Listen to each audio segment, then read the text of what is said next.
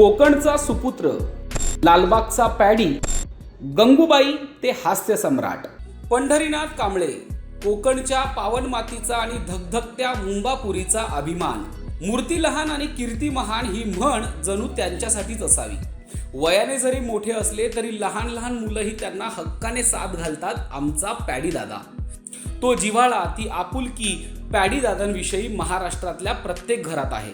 कारण त्यांनी 3 दशकांहून अधिक काळ इथल्या माणसांना खळखळून हसवलं आहे. पंढरीनाथ कांबळे हे नाव अनेकांना माहीत नसेलही, पण पॅडीने मात्र महाराष्ट्रालाच नाही तर अवघ्या जगाला आपल्या विनोदाने वेड लावलं आहे.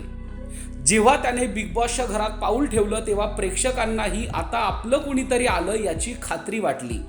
आज तो विनोदाचा बादशहा असला तरी त्याच्या आयुष्याला स्ट्रगल काही चुकलेला नाही. बालपणात वडील गेले, ऐन उमेदीच्या काळात आई गेली आणि पंढरीनाथ यांची संसार जगवण्यासाठीची वारी सुरू झाली.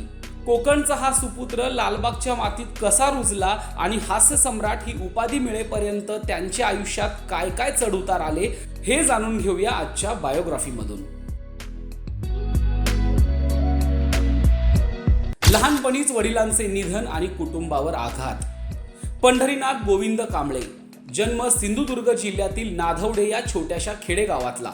2री पर्यंतचं शिक्षण त्याच गावात झालं. वडील गोविंद कांबळे मुंबईत सरकारी कार्यालयात कामाला होते. त्यामुळे पुढे पंढरीनाथ, त्यांची आई, 2 भाऊ आणि 1 बहीण असे संपूर्ण कुटुंब मुंबईत आले. मुंबईत करी मधल्या शाहू सदन येथे कांबळे परिवाराने बस्तान थाटलं. पण जीवाची मुंबई करण्याआधीच नियतीने त्यांच्यावर मोठा आघात केला. पंढरीनाथ 4थीत असतानाच त्यांच्या वडिलांचे अकाली निधन झाले. कुटुंबाचा मोठा आधार गेला. मुलं लहान असल्याने पुढे वडिलांच्या जागेवर त्यांच्या आईने नोकरी करण्याचा निर्णय घेतला. वडिलांनंतर त्यांच्या आईने संपूर्ण कुटुंबाची जबाबदारी स्वीकारली. म्हणून पंढरीनाथ आजही सांगतात की आज मी जे काही आहे ते माझ्या आईमुळे. माझ्यात असलेली जिद्द, चिकाटी, मेहनती वृत्ती हे सगळं मी माझ्या आईकडून घेतलं आहे. एकीकडे आई कुटुंबाचा चरितार्थ चालवत होती तर दुसरीकडे पॅडी यांचे शिक्षण सुरू होते. करी रोडच्या नामजोशी या महानगरपालिकेच्या शाळेत त्यांनी 7वी पर्यंतचे शिक्षण पूर्ण केले.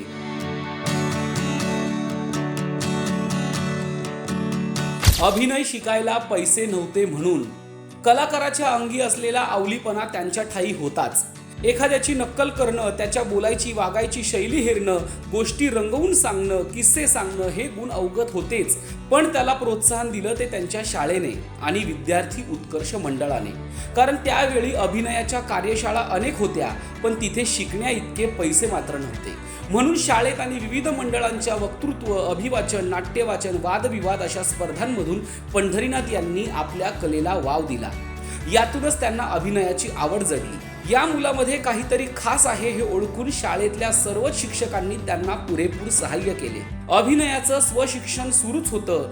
जमेल तसे कलेचे धडे गिरवत असतानाच त्यांना एका एकांकिकेत काम करण्याची संधी मिळाली. पंढरीनाथ तेव्हा 8वीत होते. विद्यार्थी उत्कर्ष मंडळाच्या अभ्यासिकेचे ते संघटक म्हणून काम पाहायचे. याच दरम्यान त्यांच्यातील अभिनय कौशल्य ओळखून त्यांना देवदूत या एकांकिकेत काम करण्याची संधी मिळाली. ही त्यांच्या आयुष्यातील पहिली एकांकिका आणि याच एकांकिकेने त्यांना इतकी स्फूर्ती दिली की आपण अभिनयातच करिअर करायचं असा पण पंढरीनाथ यांनी केला. MD कॉलेजने शिकवलं नाटक. अभिनयाला खरी चालना मिळाली ते परळच्या MD कॉलेजमध्ये, म्हणजेच महर्षी दयानंद महाविद्यालयामध्ये. महाविद्यालयाच्या नाट्यांगणात पंढरीनाथ यांची कला अजूनच बहरली. महाविद्यालयीन एकांकिका स्पर्धा, विविध उपक्रम यातून पॅडी नाटक जगतात आणखीन एक पाऊल पुढे जात होते. कॉलेजमध्ये असतानाच पॅडी आणि त्यांच्या मित्रांनी संपविगम नावाची नाट्यसंस्था सुरू केली.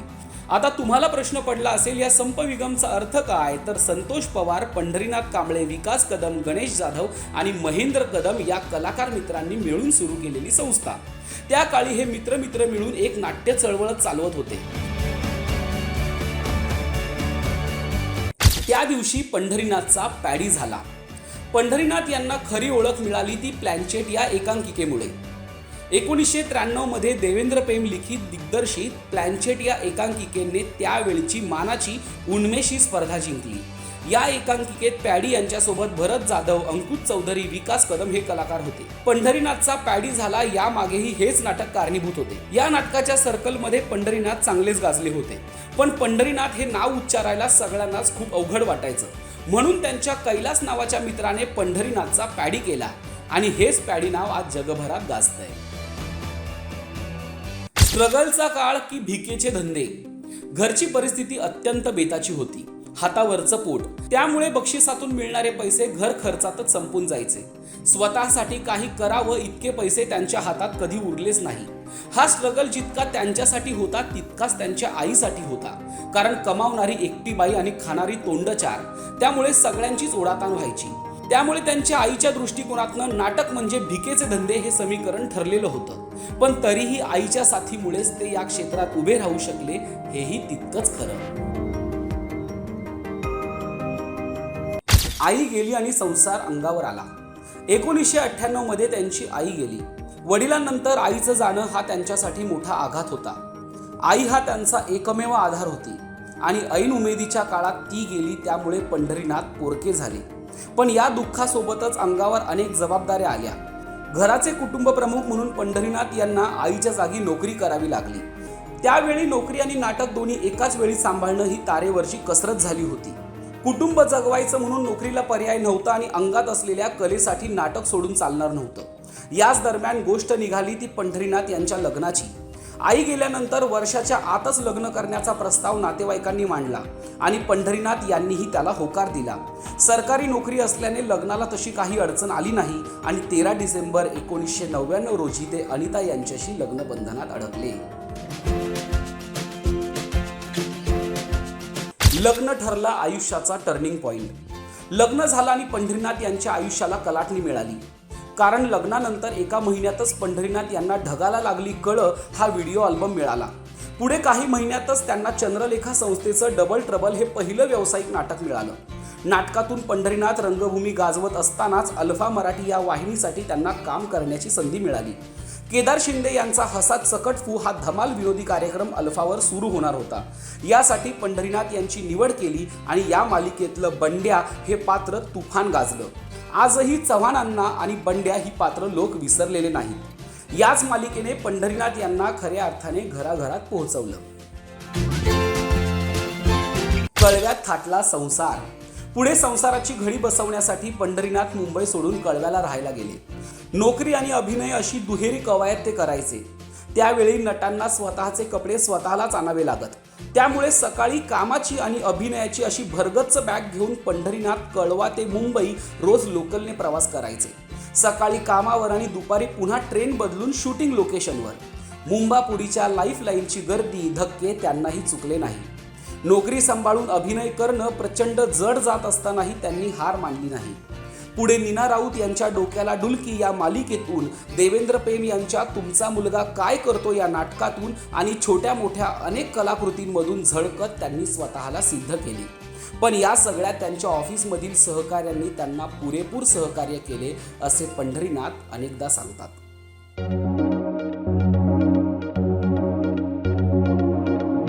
निर्मात्याने फेकून दिले फोटो. करिअरची सुरुवात चांगली झाली असली तरी अभिनय क्षेत्रातील काही चुकीच्या गोष्टींना पंढरीनाथ यांनाही सामोरे जावं लागलं.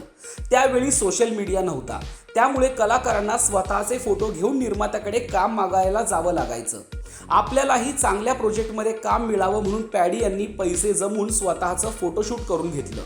हे फोटो घेऊन ते एका बड्या निर्मात्याकडे काम मागण्यासाठी गेले. त्यावेळी त्या निर्मात्याने नंतर कळवतो अशी सबब देत पंढरीनाथ यांचे फोटो फेकून दिले. त्यामुळे घेतलेल्या कष्टाला अशा पद्धतीने वागणूक मिळेल याचा त्यांनी विचारही केला नव्हता. पण या घटनेने नाराज न होता ते जमेल तसं पुढे जात राहिले, शिकत राहिले आणि स्वतःच्या संधी स्वतः निर्माण करत राहिले. गंगूबाईने आयुष्य बदललं. पंढरीनाथ यांचं आयुष्य बदललं ते 2002 साली, जेव्हा या पॅडीचा छू झाला. अर्थातच ती मालिका होती कुमारी गंगूबाई नॉन मॅट्रिक. ETVवर आलेली ही मालिका इतकी लोकप्रिय झाली की तब्बल 6 वर्षे ही मालिका सलग सुरू होती. या मालिकेत अभिनेत्री निर्मिती सावंत गंगूबाई तर पंढरीनाथ छू ही भूमिका साकारत होते. गंगू आणि छू या जोडीवर महाराष्ट्रानं भरभरून प्रेम केलं. ही जोडी इतकी हिट झाली की पुढे राजेश देशपांडे यांनी कुमारी गंगूबाई मॅट्रिक हे नाटक रंगभूमीवर आणलं, ज्याचे दौरे महाराष्ट्रभर झाले आणि पंढरीनाथ कांबळे या नावाला अधिकच लौकिक मिळाला.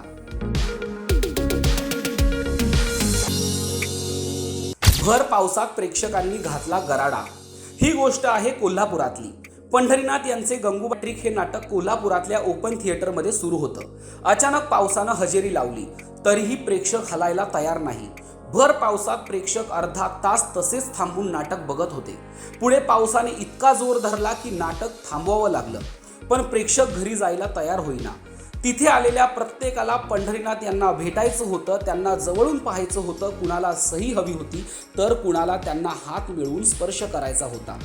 पंढरीनाथ यांना भारावून टाकणारी ही पहिली दाद होती.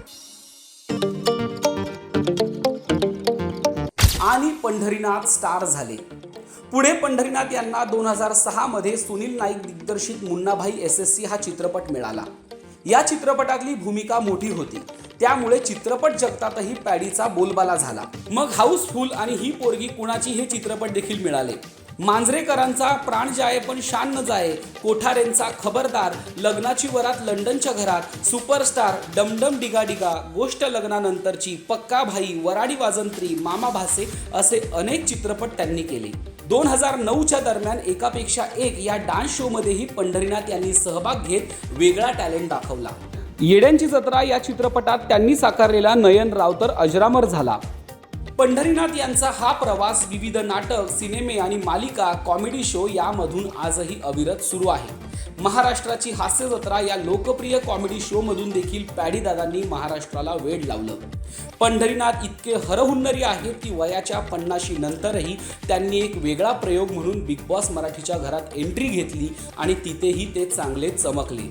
कधी कविता करून प्रेक्षकांना भावुक केलं, कधी घरच्यांना बापाप्रमाणे सांभाळलं, तर कधी विनोदवीराच्या भूमिकेत येऊन खळखळून हसवलं. गेली 30 वर्ष प्रचंड मेहनत करून, स्ट्रगल करून पंढरीनाथ यांनी मनोरंजन विश्वात एक अढळ स्थान मिळवलं आहे. महाराष्ट्राच्या या लाडक्या हास्य सम्राटाला लोकमत फिल्मीचा मानाचा मुजरा.